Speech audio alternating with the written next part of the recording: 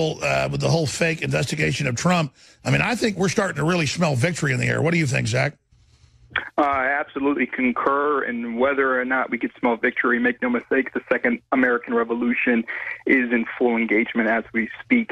And the reason I bring up that first point is that speaks to several individuals who know what I'm talking about and people who could do their own research there. But the point being is that the establishment and the power brokers for the last, I would say, 20 to 25 years anticipated a Hillary Clinton win, or worst case scenario, a Jeb Bush win. That went very sideways during one of the debates when Donald Trump sort of, called Jeb out and said about his whole family in 9/11. I mean, it went sideways there, and we haven't looked back since. But from their perspective, they thought it was a for sure win, and they were going to continue to move forward. But the reason you see Obama following Trump is to tie up any loose ends, to protect himself and to cover his own behind. But that's gone. That's long gone. Sure. So now, also, you think to get intel on what Trump told world leaders so they can cover their ass? 100%. And when you have to understand, especially within these other countries, I mean, the legitimate helms of those countries, the legitimate helms are going to fall in line. They can see the power that Trump's. What do you make of the Secret Service calling me 3 days ago and saying we were ordered by Washington and then they were like shaken, and it was one of these guys I know, well, and they said, we know it's real. We're investigating the people. Who else do you want to tell us about? It wasn't an investigation of me. It was real, and they seemed freaked out. And then, what do you think that was? Quite frankly, I concur and I salute them because the writing's on the wall, and we're going to move forward. As I salute Matt Bracken as well, who made it very well known yesterday or a couple days ago when I was watching, talking about foreign and or domestic. Okay, so they think they're on this, they're on a power high. They're literally out of their mind, but they're gone and it's over. And the underestimation of what the Trump administration is doing is it's going to be deadly, and this will be historic. And, when you deal I was about to say, if they try violence and actually launch their Antifa thing that they backed off on, the word is they know to back off. It's going to be bam. I mean, the military, the army, all of it is ready to crush them. Didn't happen. Didn't occur. I mean, we were all anticipating it. You talked about it. It didn't come to fruition. They're trying to raise money. They're having a hard time raising money. This Obama trailing is a very interesting phenomenon, I would say. He's also, very popular. He could be the next president of Europe if he ran. But he's out fundraising for his own foundation. Watch the Obama Foundation. I completely concur, and that's exactly what's going on. But when you have a billionaire and an individual like Donald J. Trump, who foresaw his presidency, not many other individuals did besides INFOWARS and several other individuals there. But when you have a Donald Trump who knew he was going to run several years with foresight, bringing up the Barack Obama birth certificate, because I could tell you, I don't care. It's well known who I am. I know. Listen, I'm going to tell you right now, the stuff I've been involved in, that birth certificate is phony. We know where he's from. We know the whole situation, and this has been going on generationally. So this is the foresight. This is deeper. We can't just look at a surface level mainstream media perspective. This is. You're basically saying Obama was supposed to be the Mahdi and the globalist version of an Islamist leader to destroy the West and destroy Islam at the same time? If the because put it this way, it was the DNC that was going to run the White House. Even if Hillary was there ceremonially, it was the Obama family, and him at the helm as the individual you have sharing with you there was correct. He could be the king or the ruler of Europe, however you want to look at it, because it was going to go for a new world order. This was what was going to happen, but there's no coincidence that Bitcoin is completely towering at this point, and the Federal Reserve is freaking out. Barack Obama's chasing Trump, chasing Air Force One, where he used to occupy. And what's going on right now is nothing short of a miracle. And I got a couple more points. It is. All right, stay there. We now take you live to the collapse of the globalists. We've still got to build a civilization.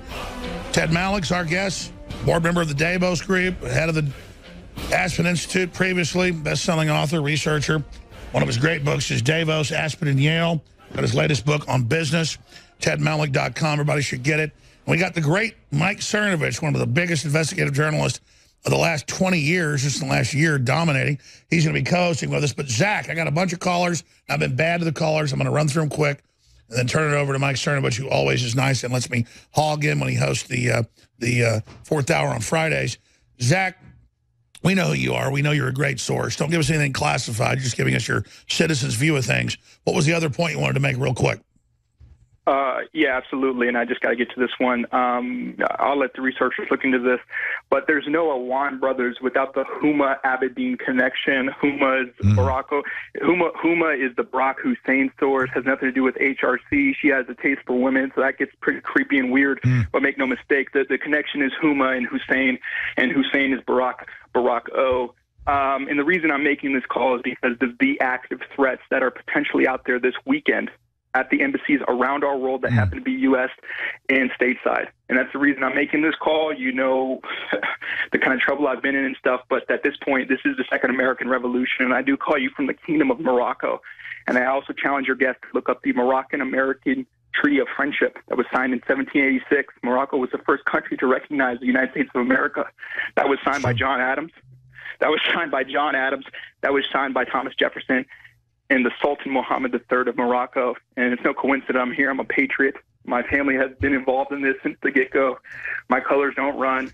And I got one more point, but I know you got to get to other people here. Go ahead. Okay.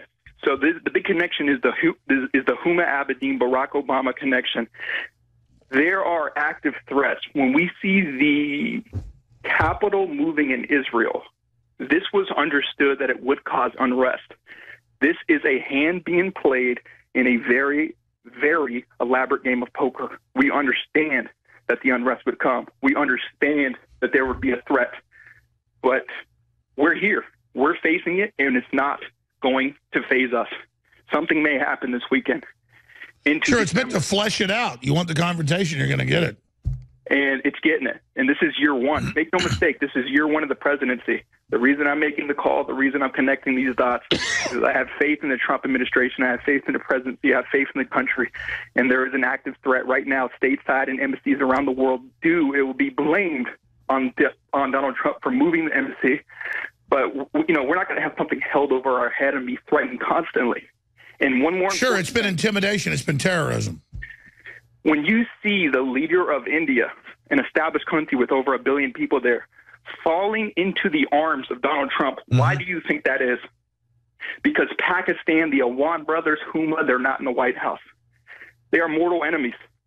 So when you have the Indian president falling into the arms of our current leader, this is the most symbolic image that if you don't see the writing on the wall, you won't understand. But there's a reason for that. And that affects China and everything else. Zach, stay in contact. Be safe. Amazing. Ted Malloch, then we're going to bring in Cernovich, get his take on this. Oh, no, it's very, very, very keen insight there. I'd listen to him all day long. I think he's on the tip there of a number of things that are happening. But the whole world is changing to realign with the presidency of Donald Trump. America is special in destiny. It has been since the very first appearance of Americans on the shore. And it is a city on a hill. So we were just walking by a wonderful portrait that you have, one of my favorites of Ronald Reagan, and it brought back all those heartbeats of his speeches and how he viewed America. I think we're in a new morning for America, but it's going to be a bumpy ride, and the rest of the world is going to have to learn to live with President Trump.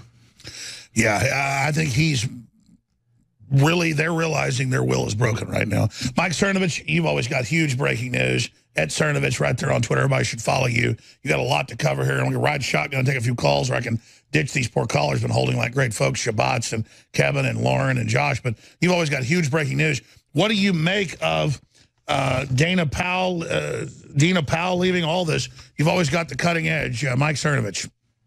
Dina Powell was the source of the article about Rex Tillerson, which ended up Trump had to call it out as fake. So here's what happened with Dina Powell. Nobody else knows it. Well, a couple people do, but it hasn't been reported. She planted a fake story with the New York Times and other outlets about how Rex Tillerson was out. Dina Powell thought then she could move Nikki Haley to Secretary of State, and then Dina would take over as the United States ambassador to the UN. After her little chess game and power play failed, then she saw the handwriting on the wall, and she has also been a leaker for the entire year, so that's why she left. Mike Cernovich always has the exclusive. What other giant exclusives do you have for us, Mike Cernovich? Well, I mean, we got him warmed up, but that's the truth about Powell and warmed up. I mean, today there's so much going on, man. The Roy Moore video, yearbooks of forgery. And so I want to apologize to you, Alex, and to INFOWARS. I owe you all a big apology. So as a man, I'll own it. I said, Alex, you're crazy. It isn't two signatures. I was like, we can't do conspiracy theories. So, and I told that to many listeners and viewers. So I would just like to apologize to everybody listening, everybody watching, and to you personally, that you guys were right on that and I was wrong. Well, I only remember, we just reported that he was saying it was fake. They looked different. I mean, I wasn't like betting the farm on it. But you guys were right, though, and I dismissed it outright. So I have to own that. As a journalist, what I've learned about people is they're all right if you get it wrong, but you own it and you admit it. But what they hate is what the fake news media does, which they never own their mistakes. I mean, it's a forgery, Alex. I mean, this is the world we live in now, where they will fabricate evidence against us to bring us down. And then the media, CNN, said that anybody who says these signatures might be fake is a conspiracy theorist. This is actually what they said. They go, oh, you can't even ask that question. You can't even examine a signature. Well, they didn't do a very good job. It looks like two different handwritings. Yeah, exactly. And that just goes to show that even I am still, in a way, a victim of the fake news brainwashing. Well, nobody can be perfect in the middle of this. Half the time, I don't know what end is up. So, Mike, you're nice. I don't even really remember that. I remember us saying it might be fake and all you questioning it. But we're not running a cult here. Paul Watson agrees with me a lot of the time. He disagrees a lot of the time. But I know we're all good people. We're all good actors here trying to figure out the truth. Ted Malik? Yeah, I mean, I said the same thing about that signature. I thought it was probably written. I mean, if you do the kind of analysis, forensic analysis that you would have to do, they were unwilling to do it. So what does that say?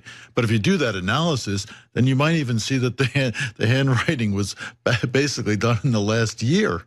And it's a yearbook from decades ago. Exactly. They can study the ink. I mean, people know how to do this. I don't know how to do it. But they got an electron microscope. They look at it and know what it is. Science.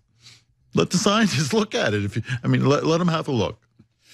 I've not harassed any women. I don't have any weird skeletons, but I just wonder what the new Jack in the Box thing is going to be, because they've been going after everybody, and clearly we predicted this whole Weinstein thing was just to get after Trump. They now admit that, Mike. Yeah, they're now trying to actually frame us. So my wife and daughter have been receiving a lot of threats from the far left media. And then when I defend myself from the threats, they're now saying that I'm harassing them. So we live, I mean, Alex, I just don't know what to say other than the media has become no different than a domestic terrorist arm. They attack our families. They attack everybody close to us. They lie about us. They frame people for crimes.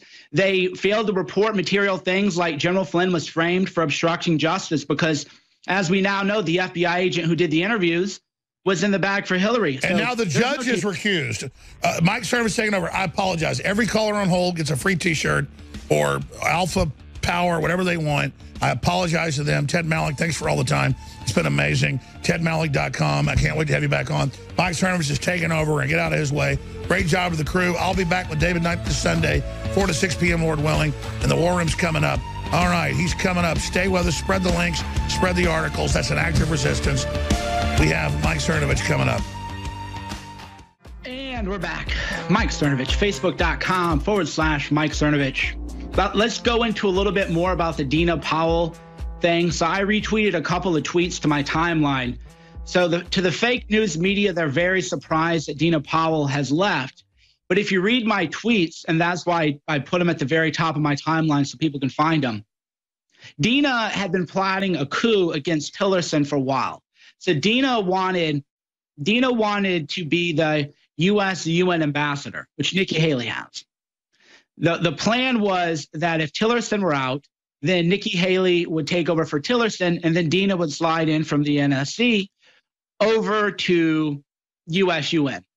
That's why that big story broke a week or two ago where they said Trump and Tillerson hate each other and Tillerson's out.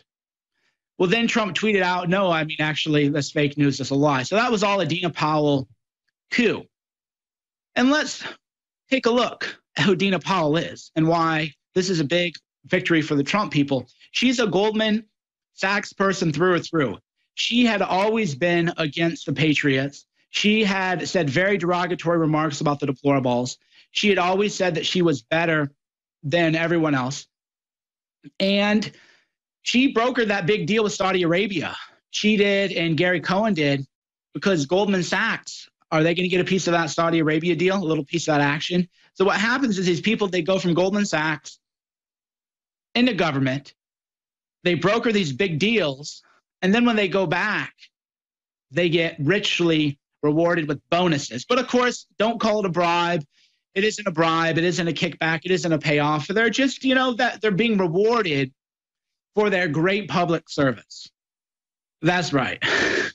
That's what it is. They're such great public service and they're being awarded. So Dina Powell has always been bad news. She was brought in by Javanka. So a few things that a lot of people don't know about the National Security Council that I've always known. McMaster opposed the move to the U.S. Embassy, or the move of Jerusalem being the name of the capital, and for Jerusalem be the embassy. And again, I tweeted this stuff out, I don't know, months ago, way back in March, April, again in August. McMaster had always said that, hey, we can't make our embassy be in Jerusalem because then terrorists might attack us.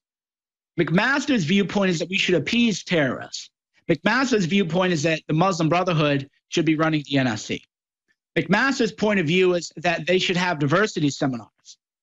McMaster, in fact, and al-Bajaktari, they prohibited, I forget her name, I forget how to pronounce it, but she was Somali, I believe, or Ethiopian, Ayan Ali, I believe is her name. She was going to give her research paper on what is going on with radical Islamic terror. Bajaktari said, can't do it, violation of diversity standards. McMaster said, well, I'm side with Bajaktari. So then she had to go give, instead of giving her full presentation before the National Security Council, she gave it to, 8 or 10 other people, including Bannon and Gorka when he was there, right? So that's where we are. McMaster has capitulated to the Muslim Brotherhood. That's why a lot of us within the not us, but a lot of people within the White House call it the McMaster Brotherhood, because that's what the NSC is the joining of H.R. McMaster and the Muslim Brotherhood. And that is now who is running national security, making America terribly unsafe. So McMaster, Dina Powell, Cohen, you got to remember, how do these people make more money? Is terrorism profitable? Is war profitable? Does Goldman Sachs make a lot of money when there are wars going on? Because remember, they're not the ones fighting these wars. Dina Powell isn't the one who's going to fight these wars, right? Yeah, McMaster worked at a think tank backed by Soros. So everywhere, there's also a big story GQ broke. They're calling it a conspiracy theorist, but there's a new article about how McMaster is getting information to Soros through Petraeus, which I reported on with Alex Jones, 6 months ago. That's the thing. I've broken so much news that I can't even keep track of it all. But GQ, and they're kind of like snide and dismissive. They go, oh, listen to the latest conspiracy theory about Soros-funded groups and Eric Prince and McMaster, but it's true. Everything in that article is true. McMaster is he's a puppet of Soros, and he is a puppet of the Muslim Brotherhood. And he's in cahoots with the Muslim Brotherhood, right? So the GQ article, for those of you listening, headline, have you heard the one about the Clinton-Soros plot to overthrow Trump? So I actually gave comment on this article, and, they're always going to spin it the way they're going to spin it. But the truth is that Bajaktari, who is McMaster's right-hand man, hardcore into the Muslim Brotherhood and hardcore into helping eliminate any kind of references to radical Islamic terrorism. His wife was a diversity director for the Pentagon. This is all verifiable stuff. There are multiple pictures of him with deep state members. So you can find Bajaktari with all of the Obama holdovers. They're all very good friends. But the mainstream media, they don't want to report this. But when they do report, they go, oh, have you heard this latest conspiracy theory? You mean like the conspiracy theory that the yearbook was a fabrication? You mean the conspiracy theory that the yearbook held up at a press conference by Gloria Allred was a fabrication, forgery? Yeah, that was a conspiracy theory too. So many So many conspiracy theories, you just can't even keep track until, of course, then you find out that what the media calls a conspiracy theory, 9 out of 10 times it's going to be true. So Chris Kalizia, CNN, goes, Roy Moore is appalling. Yearbook defense. And you scroll down to the article. Kalizia goes, Roy Moore is such a bad guy. He's trying to claim the yearbook was a forgery. What kind of conspiracy theorist would say the yearbook had been forged? These people are out of control.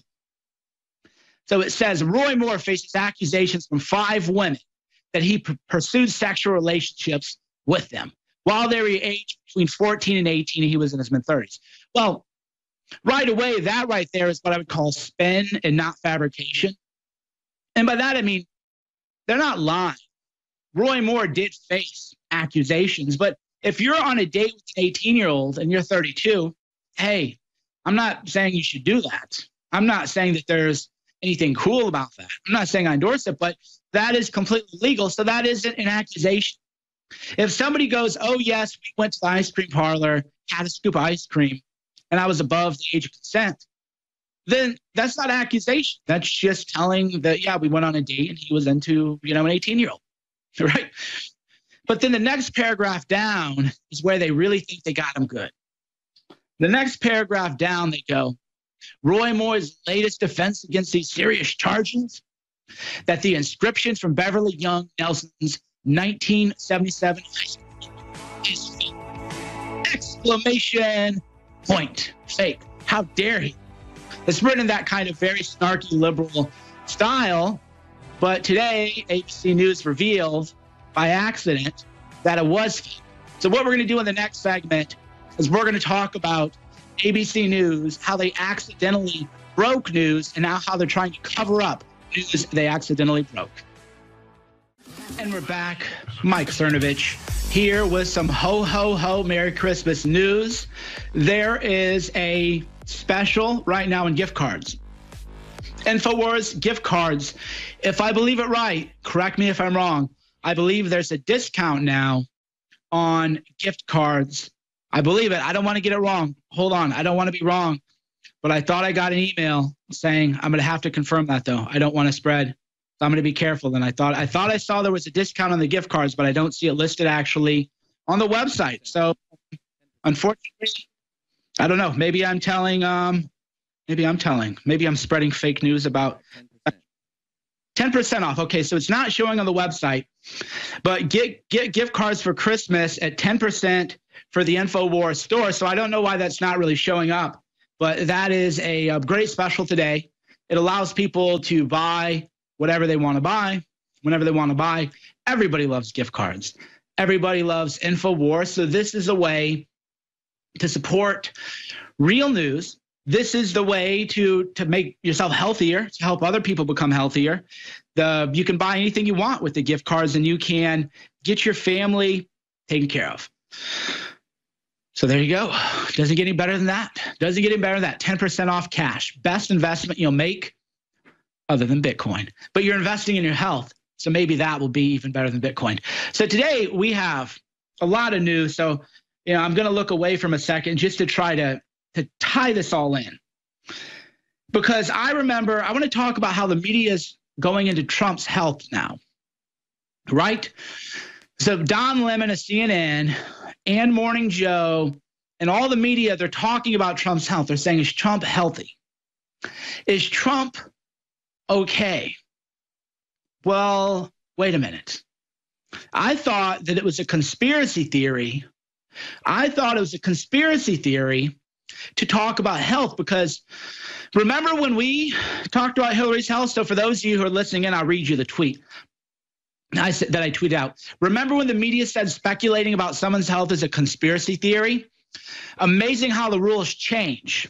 Morning Joe Roundtable speculates about Trump's mental health. So Morning Joe, of course, is MSNBC. They are now saying, well, I mean, is Trump healthy? He slurred his speech a little bit. Maybe his throat was dry. Well, I don't know. That isn't a conspiracy theory. And then Brian Stelter also tweeted out that we are now allowed to talk about Trump's health. But if you go back in time, right, that's why they hate the internet. The real reason they want to ban you, because we'll show you these if you're watching, and we'll show you one after another. And for those listening in, I'll have you the timeline. Here's a tweet from 8:56 p.m. on December 6th by Brian Stelter. It said, "Is it fair to ask about the president's health here?" Of course it is. So this is a December 17th tweet.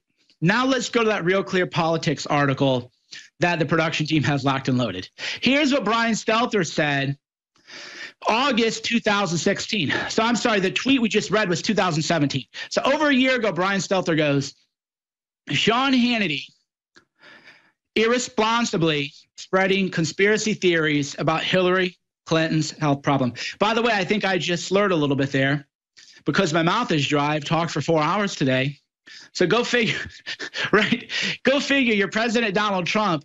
You're in meetings all day. You're taking calls all day. You're talking to world leaders all day. Maybe you drink a couple Diet Cokes or Coke Zeros or INFOWARS coffee. You get a little dry mouth. And then when you talk, maybe the word doesn't come out. Oh, now, we can say that you got a mental problem, that you're sick, and that's free. You're free to talk about that. But if you're Hillary Clinton, excuse me, and you have to cancel multiple events due to some mysterious cough and have multiple falls and multiple trips and multiple bone breaks and multiple concussions and memory loss, and Uma says you're often confused, you're called a conspiracy theorist. And then, of course, Brian Stelter tweeted out it was a conspiracy theory 2 or 3 weeks before Hillary Clinton had a seizure on 9/11, her body locked up, consistent with a neurological condition. Some doctors say Parkinson, and fell down. And speaking of which, Donna Brazile, in her books Hacked, said that people who supported Hillary were reaching out to say she doesn't look healthy. So this right now, folks, for everybody watching, this is real news in real time. This is why they want INFOWARS banned. This is why they want banned from social media. Donna Brazile's book exposes liberal media's Hillary health cover-up. So now finally we're getting the truth. This is November 7, 2017. So over a year and a half after media lied to us. Donna Brazile wrote in her book, Hillary Clinton's very unhealthy, people worried about her. Donna Brazile even said, "I went to Hillary Clinton and asked her what was wrong. I thought she looked fatigued." This is why, and this is the only reason they want us banned.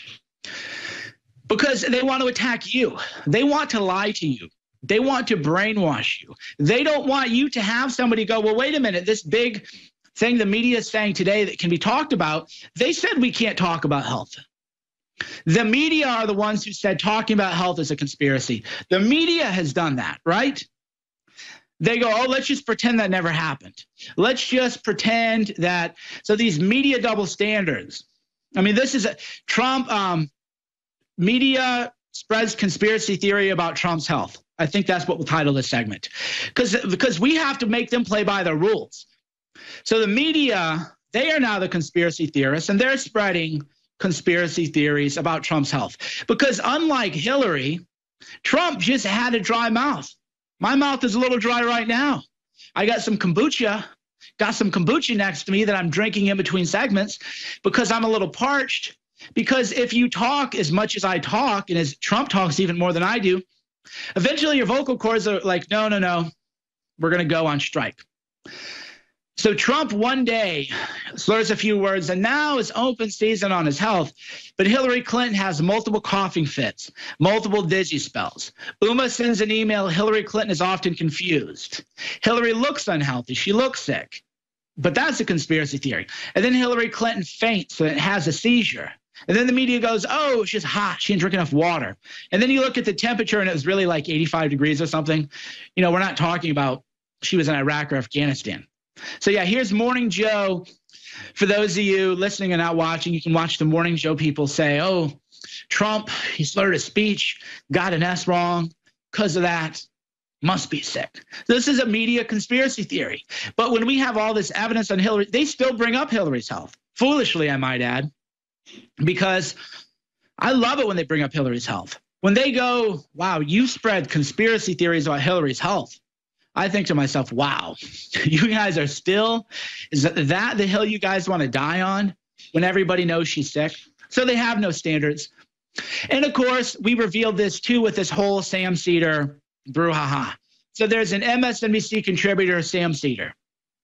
He tweeted out a joke or a satire, according to him, about child rape. Very, very horrific. I couldn't even read it on air, on the radio, and not even safe for radio. So a bunch of people told MSNBC, hey, man, this is, you're not supposed to make rape jokes, right? Because remember Dane Cook got in all that trouble? They said comedians should never make rape jokes because that is such a bad subject to talk about. You shouldn't joke about it. So child rape, I mean, if I don't want to discount rape, but child rape is what? Pretty much the worst thing that can ever happen to a child. So you shouldn't make child rape jokes or satire, as he claims now. He didn't answer when I emailed him. He could have said it was satire then. I don't know that I believed him then or that I believe him now. But the point is, he gets to stay on CNN. But MSNBC, and he'll go on CNN. But Jeffrey Lord, he made a Hail Hitler reference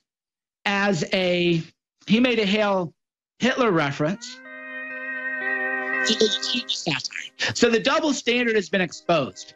If you do satire and you're Alex Jones, they're going to treat that as literally true.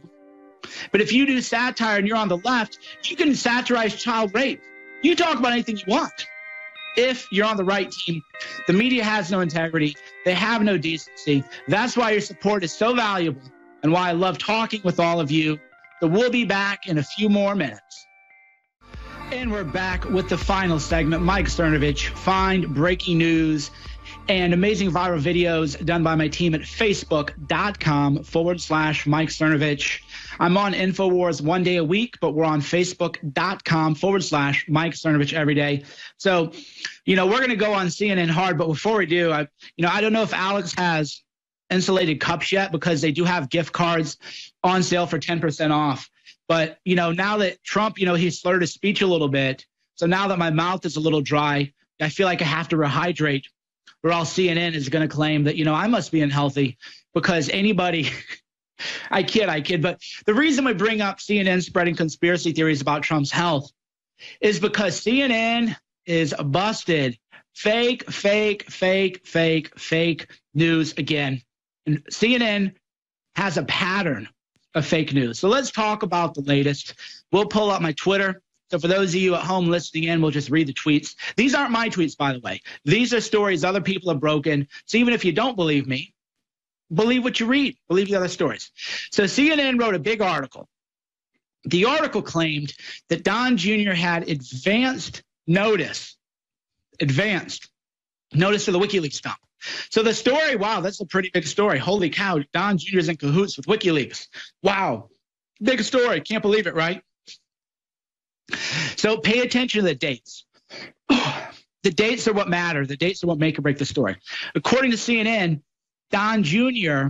received an email about the WikiLeaks dump September 4th, 2016, before WikiLeaks had been public. Bombshell. Boom. It's over. The resistance went wild. Biggest story on Twitter. Ted Lieu is saying, oh, my God, it's over. We finally got him busted. Well, fake news, CNN. Fake news again. The email was dated September 14th, 2016, and it was dated after the WikiLeaks hacks or whatever you want to call them. Remember, if the media likes it, they call it a leak. If the media doesn't like it, they call it a hack. So always pay attention to how the media describes these things. If you give information the media likes, you're a brave, courageous whistleblower. If you give information that the media doesn't like, then you're a hacker or a wrongdoer. Just like me with the John Conyers thing. I was a whistleblower into sexual harassment undergone women were undergoing by Conyers. The media didn't call me a courageous whistleblower. The media called me a bad person. They questioned my motives and everything. But, so back to CNN. The September 14th email to the Trump campaign. I'm going to read that. I want to read it to the people listening at home just to point out how fake CNN is. The September 14th email to the Trump campaign, advertising the WikiLeaks emails, was promoting publicly available info and came from a Trump backer who had no connection to WikiLeaks. So in other words, a lot of people here who are listening and reading, you'll send me a link to an article.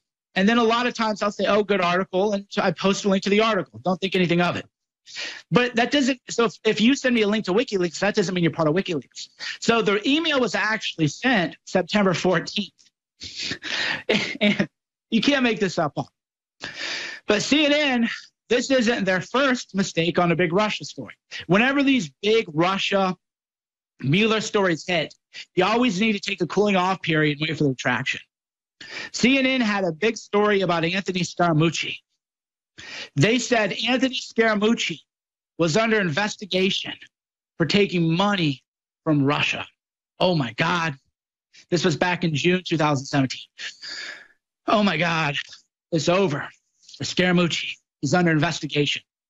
Well, as it turns out, Scaramucci is a man of means, and he said, I'm going to sue you into oblivion because this is fake. CNN retracted the story and apologized. So CNN got the story fake.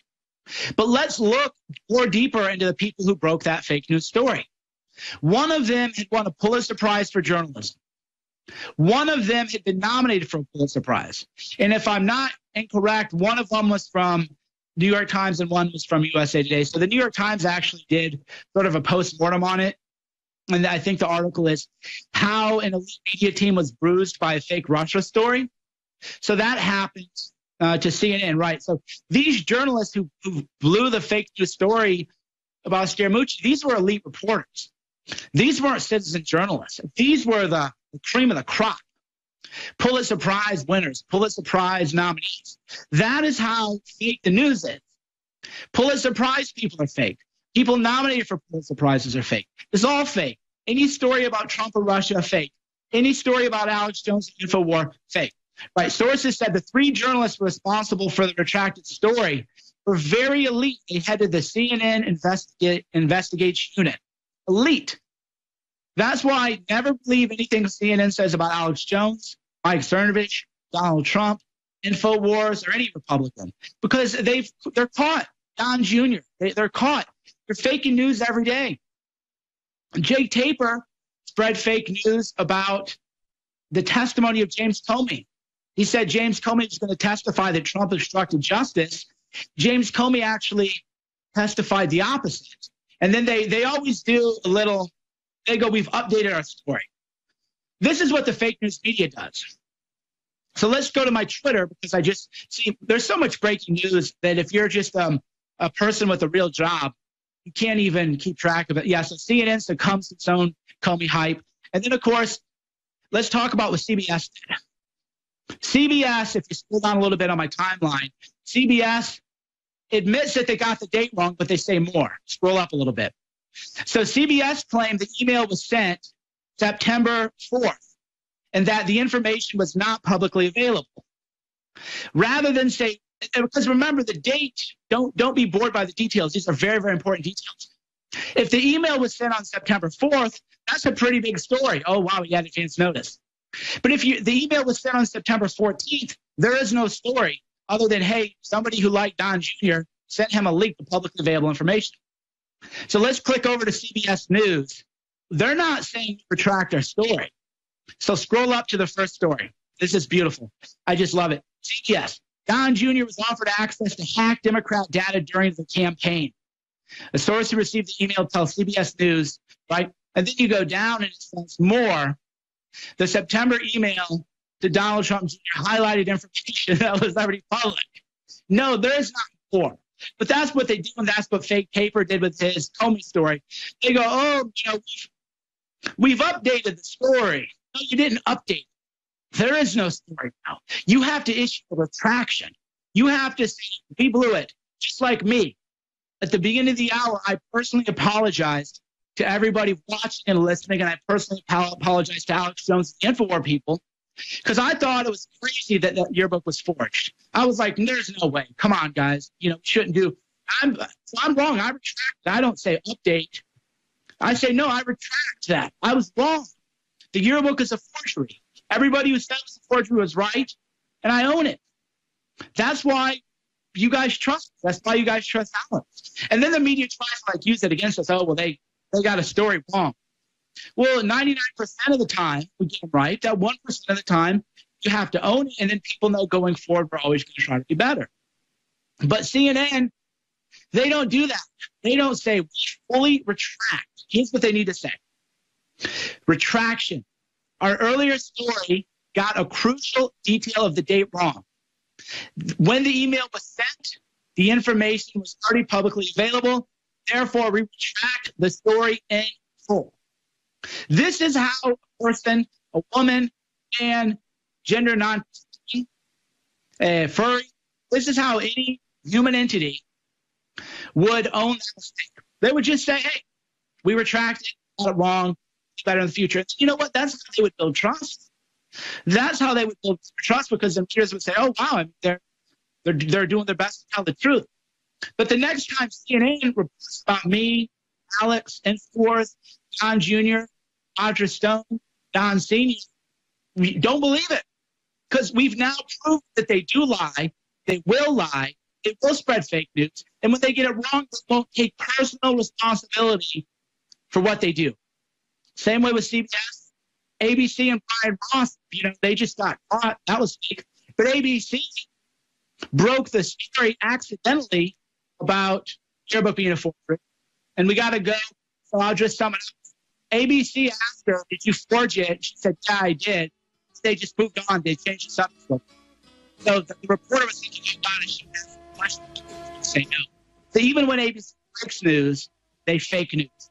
Thanks for watching. Thanks for listening. Facebook.com/Mike Cernovich. Mike Cernovich, Facebook. Like the page. Join the discussion. We're there every day. Thank you for support. God bless. Merry Christmas.